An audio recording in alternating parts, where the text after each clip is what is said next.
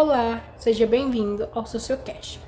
Hoje nós iremos falar da Constituição Brasileira de 1937, a tão famosa Constituição de Getúlio Vargas. Imagina acordar em um país onde o presidente pode fechar o Congresso, censurar jornais, escolher governadores e prender opositores. Tudo amparado pela lei. Assim começou o Brasil em 1937. Com a desculpa de proteger a ordem e evitar ameaças comunistas, Getúlio Vargas rasgou a antiga Constituição e escreveu uma nova, a famosa Constituição de 1937, e também poderemos chamar ela de Constituição Polaca, que marca o início do Estado Novo.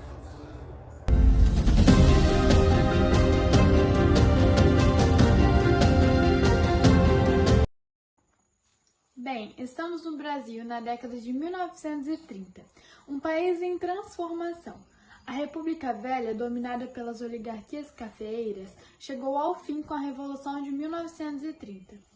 Getúlio Vargas assume o poder prometendo modernização e justiça social, mas logo enfrentaria um cenário interno profundamente polarizado. De um lado, a AIB, Ação Integralista Brasileira, com inspirações fascistas. Do outro, a ANL, Aliança Nacional Libertadora, uma frente popular com forte presença comunista. Em 1935, uma tentativa de levante comunista, conhecida como Intentona Comunista, é duramente reprimida. Esse episódio é explorado ao máximo pelo governo, que passa a reforçar a ideia de um inimigo interno ameaçando a ordem nacional. É nesse contexto de medo, instabilidade e disputas ideológicas que surge o Plano Cohen, um suposto plano comunista para tomar o poder. Mais tarde, descobriríamos que era falso, mas na época serviu como justificativa perfeita para Vargas dar o golpe. Estamos em um Brasil agitado, crises econômicas, medo do comunismo e o crescimento do autoritarismo na Europa servem de pano de fundo para o que está por vir.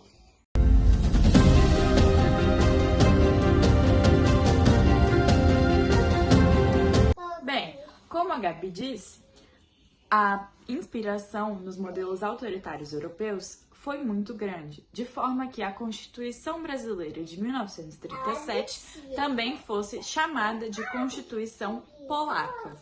Ela foi outorgada sem nenhum tipo de participação popular e era caracterizada pelo seu autoritarismo e centralização do poder, de forma que o presidente Getúlio Vargas tivesse o controle total dos poderes legislativo, executivo e judiciário. As características principais ou as mais memoráveis dessa Constituição são a instituição de um mandato presidencialista de 6 anos, a promoção de propagandas governamentais nos meios de comunicação, de modo que fosse obrigatório e construindo uma censura. Também foi restituída a pena de morte para os presos políticos. Disso, ela extinguiu as eleições diretas, de modo que os eleitos eram indicados pelo próprio Getúlio Vargas. E, finalmente, o pai dos trabalhadores também proibiu a greve, de modo que seu título tornou-se bem contraditório.